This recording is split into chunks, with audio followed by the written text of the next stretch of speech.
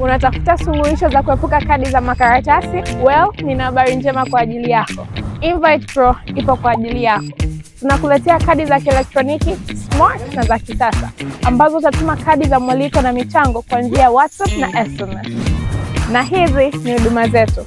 Tuna design kadi za mwaliko na za michango, kadi nzuri zenye mvuto. Wateja wote watapokea kadi zao za mwaliko either awe na smartphone au kichochi. Tunatoa huduma zetu kwenye mikoa yote ya Tanzania. Tufuatilie kupitia ukurasa wetu wa Instagram @invitepro_ au tupigie simu kupitia 0747474098 au tutumie ujumbe kupitia WhatsApp 0763570877. Karibuni. Serikali kupitia ofisi ya Waziri Mkuu imesema inaenda kupata Tanzania inayotarajia ifikapo 2050 katika mapinduzi ya teknolojia na kuondoa urasimu katika utoaji huduma kwa wananchi, hususan ngazi ya serikali za mitaa. Mkurugenzi wa TEHAMA, ofisi ya Waziri Mkuu, tawala za mikoa na serikali za mitaa, Eric Kitali amesema hayo Disemba 4 mara baada ya kongamano la 17 la mapinduzi ya TEHAMA lililofanyika katika chuo cha serikali za mitaa Hombolo kilichopo jijini Dodoma. Tumepiga hatua kubwa sana kwenye maendeleo ya TEHAMA na kwenye eneo la utoaji huduma, mfano afya, utoaji huduma wa ukusanyaji wa mapato na utoaji huduma za vitu kama uuzaji wa viwanja, upatikanaji wa leseni kidigitali, upatikanaji wa vibali kama vya usafirishaji wa nyama kidigitali, huduma kama za kwenye elimu. Watoto wetu sasa hivi tuna uwezo wa kujua watoto ambao wameenda shuleni na ambao hawajaenda ili tuweze kufuatilia. Yote hayo sasa yakiunganishwa na wanachojifunza darasani na matumizi ya mifumo, tuna uhakika kabisa kwamba tunakwenda kuipata Tanzania ambayo tunaitarajia ifikapo 2050.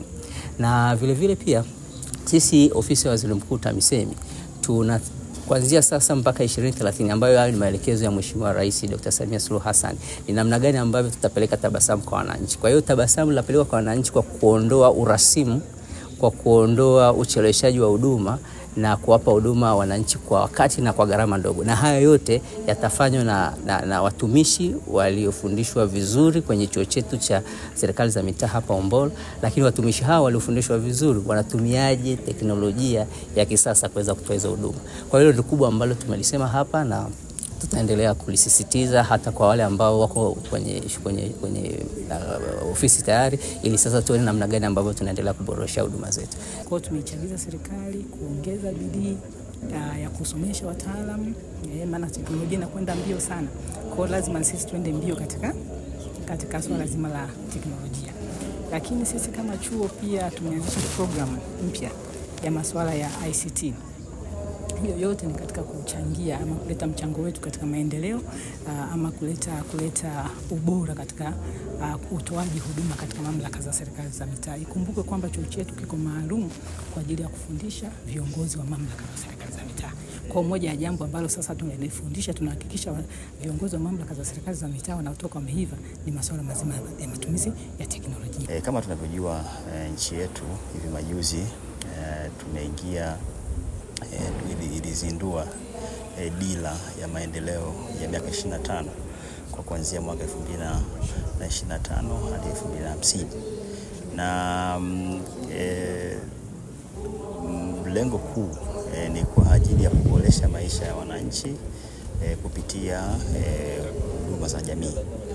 Na kwa kuangalia tulikotoka na tulikofika, tumepiga hatua katika swala zima la TEHAMA. Kwa hiyo serikali imeweka msukumo mkubwa kuangalia kwa namna gani tunaweza tukatumia mapinduzi ya kitehama katika kufikisha kwa urahisi huduma za jamii. Siri ya mafanikio kikubwa kabisa katika maisha yangu, niliweka ratiba ya masomo yangu. Kubwa kabisa katika ratiba ambayo nilikuwa nimeiandaa, nilimuomba Mungu aniwezeshe namna ya kuandaa ratiba yangu, lakini katika kuandaa nilitenga muda zaidi wa kumhusisha Mungu katika masomo yangu, lakini na mimi pia na kujituma. Maana ninajua ni kozi ambayo nilikuwa ninasoma inahusisha mambo magumu ya uhasibu na fedha, lakini nilipambana hivyo pamoja na marafiki zangu, tukapambana group discussion na namna mbalimbali ya kutafuta material kwa ajili ya kufaulu vizuri. Namshukuru Mungu kwa ufaulu nilioupata, lakini pia ninaomba ikawe chachu kwa wengine pia ambao walioattend kwa siku ya leo huu mkusanyiko, ikawa ni njia mojawapo ya kujituma na wao pia wasio wadembe. Zipo library za kupata material mbalimbali, lakini pia na kuattend vipindi darasani, wasiwadharau walimu, wasikilize, lakini pia waweke bidii katika kujisomea zaidi, na kikubwa zaidi wakimtanguliza Mwenyezi Mungu, kwa sababu ndicho kimenipa nguvu kubwa ya kupambana. Juhudi zote mimi niwashukuru walimu wetu. Wamekuwa walimu wa kujitolea kutufundisha. Na mazingira ya chuo pia ni mazuri, yanatufanya kutupa nafasi sisi kusoma vizuri. Tuna maktaba nzuri, tuna mazingira mazuri wezeshi kwa ajili ya wanafunzi. Pia awali ya yote niwashukuru wazazi wangu walioniwezesha kunilipia ada na kunisukuma mpaka nimefika hapa. Lakini kwa dhati kabisa nisiwasahau wanafunzi wenzangu.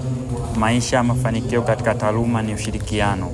Nashukuru sana kwa sababu wanafunzi wenzangu wamesoma na mimi pamoja, tumeelekezana, tumeshiriki pamoja. Niwashukuru sana wanafunzi wenzangu. Hizi si matunda yangu peke yangu, bali ni kwa matunda ya watu wote tuliosoma nao pamoja mpaka kufikia hapa sasa. Namshukuru Mungu kwa kunifanya niweze kulitambua hilo, lakini pia ni kufuata ushauri wa wazazi na baadhi ya watu ambao wanatuzunguka. Sasa kwa sisi ambao tunatoka mazingira magumu, tunaweza kukuta wazazi au ndugu na majirani wengine, kulingana na hali ilivyo, hawasiti kukushauri. Hivyo ukitambua na kufuata ushauri wanaokupa, unaweza kupata mafanikio ambayo itakuwa ni zawadi pekee kwa wazazi. Kwa sisi katika maisha, kila mmoja anakuwa ni bora kwa kipengele ambacho Mwenyezi Mungu kamjalia. Hivyo huwezi ukafanikiwa pasipokuwa na ushirikiano wa wenzio. Pia ni kuwasikiliza walimu, kuhudhuria vipindi darasani ni muhimu zaidi, kwa maana ukihudhuria kwenye kipindi unapata kitu ambacho aidha mngekaa peke yako usingepata. Hivyo basi nashauri wenzangu waendelee kupambana, kuwa na moyo wa kujituma, kuwa na utayari wa kile kitu wanachopambania, kuongeza ushirikiano wa wenzio na kutanguliza pia Mwenyezi Mungu. Maana bila Mwenyezi Mungu sidhani kama kitu kitaweza kuwezekana. Hivyo ni utayari unaohitajika katika masomo.